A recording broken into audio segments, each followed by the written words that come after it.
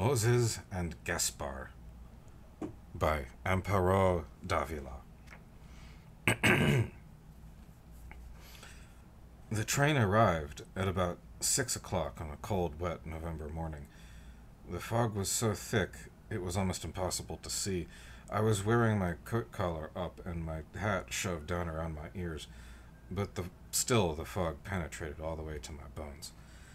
Leonidas lived in a neighborhood far from the center of town, on the 6th floor of a modest apartment building. Everything, the staircase, the hallways, the rooms, was invaded by the fog. As I climbed the stairs, I thought I was approaching eternity, an eternity of mist and silence. Leonidas, my brother, when I reached your door, I thought I would die of grief. I had come to visit you the year before, during my Christmas break. We'll have turkey stuffed with olives and chestnuts, and Italian spumante and dried fruit, you said, radiant with happiness. Moses, Gaspar, let's celebrate. Those days were always so festive.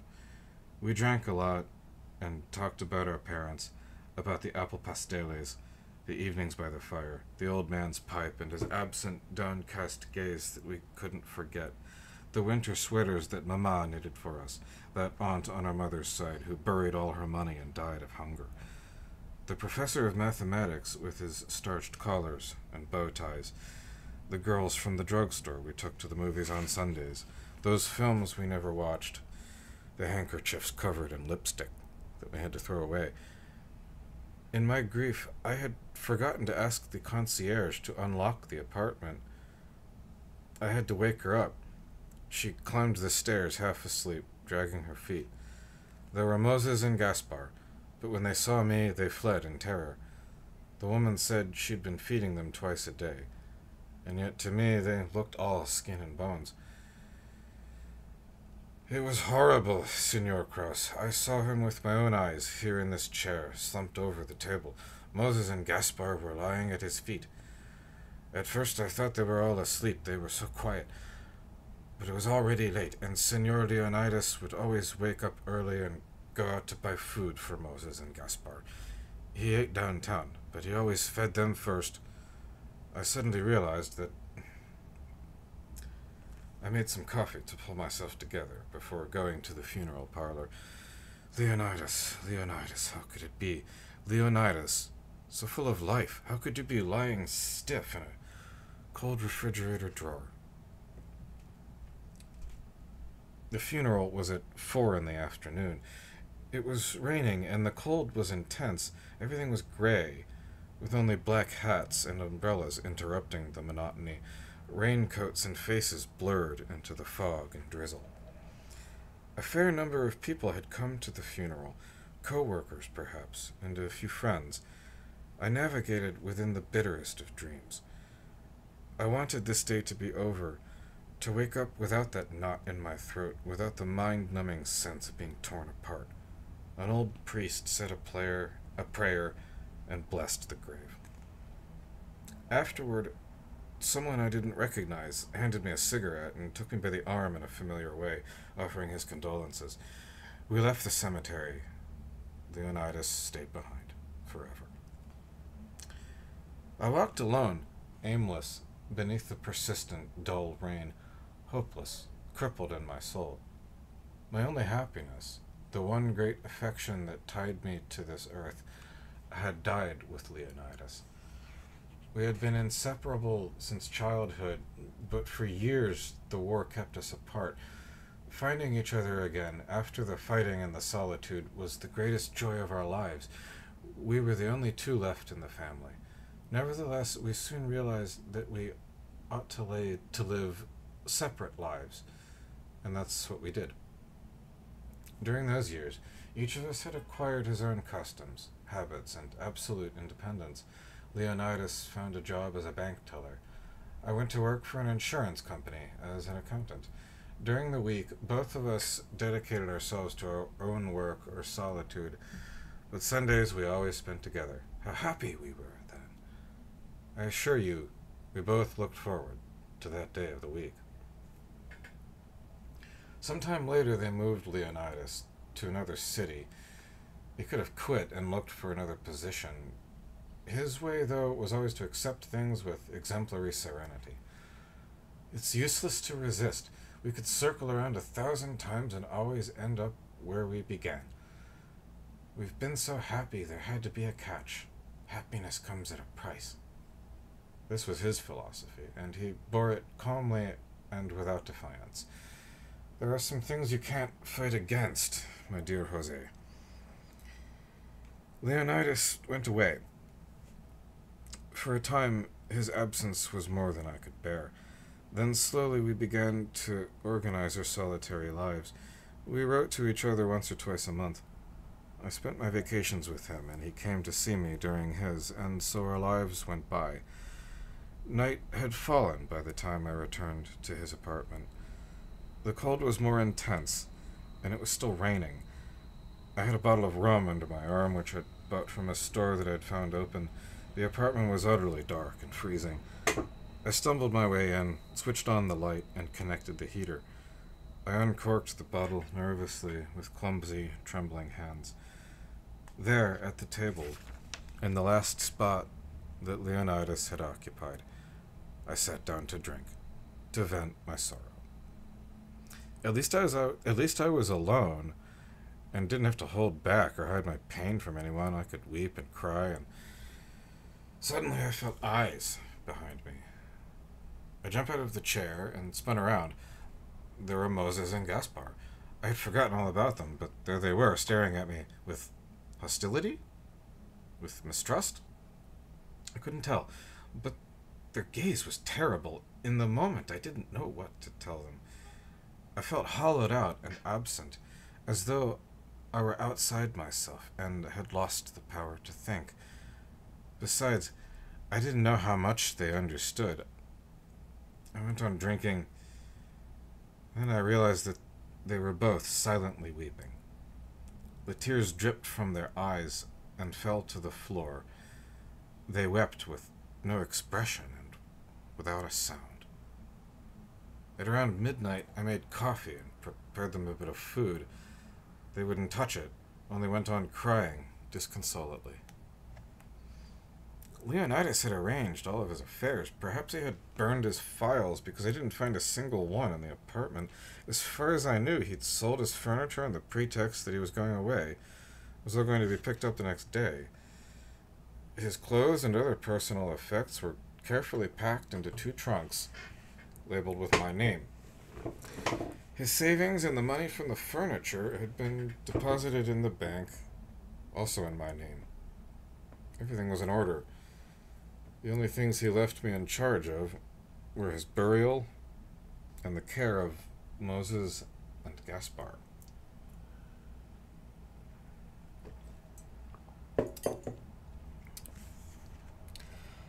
At around 4 in the morning, we departed for the train station. Our train left at 5:15. Moses and Gaspar had to travel, to their obvious disgust, in the baggage car. They weren't allowed to ride with the passengers, not at any price. What a grueling trip. I was physically and morally spent. I'd gone 4 days and 4 nights without sleeping or resting, ever since the telegram had arrived with the news that Leonidas was dead. I tried to sleep during the trip, but only managed to doze. In the stations where the train made longer stops, I went to check on Moses and Gaspar and see if they wanted something to eat. The sight of them wounded me. They seemed to be recriminating me for their situation. You know, it's not my fault, I repeated each time, but they couldn't or didn't want to understand. It was going to be very difficult for me to live with them. They'd never taken to me, and I felt uncomfortable in their presence, as though I were always being watched. How unpleasant it had been to find them in his house that past summer. Leonidas evaded my questions and begged me in the warmest terms to love them and put up with them. The poor things deserve to be loved, he told me. That vacation was exhausting and violent, even though the mere fact of seeing Leonidas filled me with happiness. He had stopped coming to visit me since he couldn't leave Moses and Gaspar alone. The next year, The last time I saw Leonidas, everything went more normally. I didn't like Moses and Gaspar, and I never would, but they no longer made me so uneasy. I never found out how they came to live with Leonidas. Now they were me, a legacy, an inheritance from my unforgettable brother. It was after 11 at night when we arrived at my house. The train had been delayed more than 4 hours. The three of us were completely worn out. All that I had to offer Moses and Gaspar was some fruit and a little bit of cheese. They ate without enthusiasm, watching me suspiciously. I threw some blankets down in the living room so they could sleep, then shut myself in my room and took a sleeping pill. The next day was Saturday, which meant I was spared from having to go to work, not that I could have gone. I had planned to sleep late, but I began to hear noises at the first light of dawn. It was Moses and Gaspar. They had already woken up and were pacing from one side of the apartment to the other. They came up to my bedroom door and stood there, pressing themselves against it, as if they were trying to see through the keyhole, or maybe just listening for the sound of my breathing to see whether I was still asleep. Then I remembered that Leonidas fed them every morning at 7. I had to get up and find them something to eat. What hard and arduous days those were after Moses and Gaspar came to live in my house. I was used to waking up a little before 8, making coffee, and leaving for the office at 8:30, since the bus took half an hour and my job started at 9. With Moses and Gaspar there, my whole life was thrown into chaos. I had to wake up at 6 to buy milk and other groceries, then make their breakfast. They ate punctually at 7, according to their habit. If I was late, they grew furious, which frightened me because I didn't know just how far their anger might go. I had to clean up the apartment every day, because with them there, I always found everything out of place. But what tortured me the most was their hopeless grief. The way they searched for Leonidas and stood waiting for him at the door. Sometimes, when I came home from work, they ran jubilantly to greet me, but as soon as they saw it was me, they put on such disappointed, suffering faces that I broke down and wept along with them. This was the only thing we shared. There were days when they hardly got up. I spent all day laying there, listless, taking no interest in anything. I would have liked to know what they were thinking then. The fact was that I hadn't explained anything to them when I went to pick them up. I don't know if Leonidas had said something to them, or if they knew. Moses and Gaspar had been living with me for almost a month when I finally realized the serious problem they were going to create in my life. For several years, I'd had a romantic relationship with the cashier of a restaurant where I often ate. Our friendship began in a straightforward way, because I'd never been the courting kind. I simply needed a woman, and Susie solved that problem. At first, we only saw each other now and then. Sometimes a month or two would pass in which we did nothing more than greet each other at the restaurant, with a nod of the head, like mere acquaintances. I would go on living calmly for a while, without thinking about her, then all at once I'd feel old, and familiar symptoms of anxiety, sudden rages, and melancholy. Then I'd look up Susie and everything would return to normal. After a while, almost habitually, Susie came to visit once a week.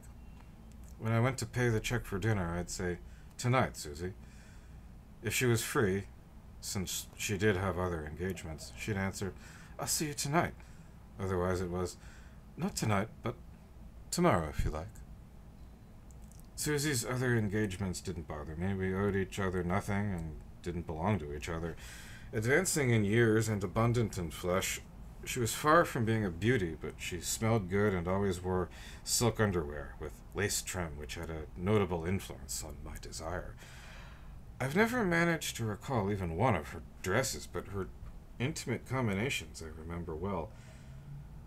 We never spoke while making love. Instead, the two of us both seemed lost inside ourselves.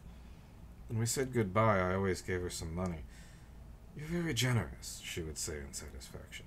But beyond this customary gift, she never asked me for anything. The death of Leonidas interrupted our routine relations. More than a month passed before I went looking for Susie. I'd spent the whole month in the most hopeless grief, which I shared with no one but Moses and Gaspar, who were just as much strangers to me as I was to them. Finally, one night I waited for Susie at the corner outside the restaurant as usual, and we went up to my apartment. Everything happened so quickly that I was only able to piece it together afterward. When Susie entered the bedroom, she saw Moses and Gaspar there, cornered in a fright under the sofa. She turned so pale that I thought she was going to faint. Then she screamed like a lunatic and dashed down the stairs. I ran after her and had a hard time calming her down. After that unfortunate accident, Susie never came back to my apartment. When I wanted to see her, I had to rent a hotel room, which threw off my budget and annoyed me. The incident with Susie was only the first in a series of calamities. "Senor Kraus," the concierge said to me one day, "all of the tenants have come to complain about the unbearable noise that comes from your apartment as soon as you leave for the office. Please do something about it, because there are people like Senorita X or Senor A who work at night and need to sleep during the day." I was taken aback and didn't know what to think. Overwhelmed as they were by the loss of their owner, Moses and Gaspar lived in silence. At least that's how they were when I was in the apartment. Seeing them so downcast and diminished, I said nothing. It seemed too cruel. Besides, I had no evidence against them. "I'm sorry to bother you again, but this can't go on," the concierge told me a few days later. "As soon as you leave, they start dumping all the stuff in the kitchen on the floor. They throw the chairs around, they move the beds and all the furniture. And the screams, Senor Kraus, are horrible. We can't take it anymore, and it lasts all day until you come home." I decided to investigate. I asked permission at the office to take a few hours off. I came home at noon. The concierge and all the tenants were right. The whole building seemed about to collapse with the unbearable racket that was coming from my apartment. I opened the door. Moses was on top of the stove, bombarding Gaspar from above with pots and pans, while Gaspar ran around dodging the projectiles, screaming and laughing like a maniac. They were so engaged in their game that they didn't notice me there. The chairs were overturned, the pillows flung onto the table, onto the floor. When they saw me, they froze. "I can't believe what I'm seeing," I shouted in rage. "I've gotten complaints from all the neighbors, and I refuse to believe them. How ungrateful! This is how you repay my hospitality and honor your master's memory? His death is ancient history to you. It happened so long ago you don't even feel it. All you care about are your games. You little demons, you ingrates." When I finished, they were lying on the floor in tears. I left them there and returned to the office. I felt bad all the rest of the day. When I came home in the afternoon, the house had been cleaned up and they were hiding in the closet. I felt terrible pangs of remorse. I felt that I'd been too hard on those poor creatures. Maybe I thought they didn't know that Leonidas is never coming back. Maybe they think that he's only gone on a trip and that one day he'll return. Maybe the more they hope, the less it hurts. I've destroyed the only thing that makes them happy. But my remorse ended soon enough. The next day I learned that they had been at it again. The noise, the screams. Not long after this, I was evicted by court order, and so we began moving from place to place. A month here, another there, another there. One night, I was feeling worn down and depressed by the series of disasters that had befallen me. We had a small apartment consisting of a tiny living room, a kitchen, a bathroom, and one bedroom. I decided to turn in for the night. When I went into the bedroom, I saw that they were asleep on my bed. Then I remembered the last time I'd visited Leonidas. On the night I arrived, I noticed that my brother was improvising 2 beds in the living room.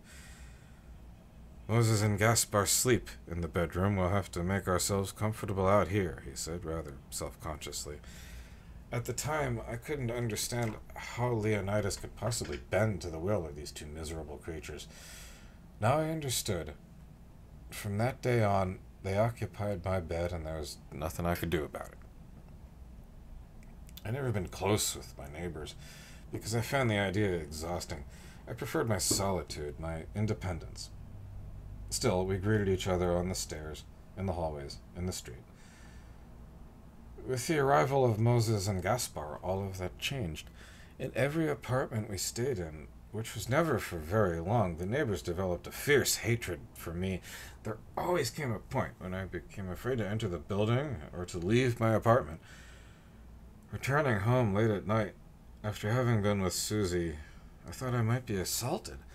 I heard doors opening as I went by, or footsteps behind me, furtive, silent, someone's breath. When I finally entered my apartment, I would be bathed in cold sweat and trembling from head to toe. Soon I had to give up my job. I was afraid that if I left them alone, they might be killed. There was such hatred in everyone's eyes. It would have been easy to break into the apartment, or the concierge might even have opened it himself because he hated them too.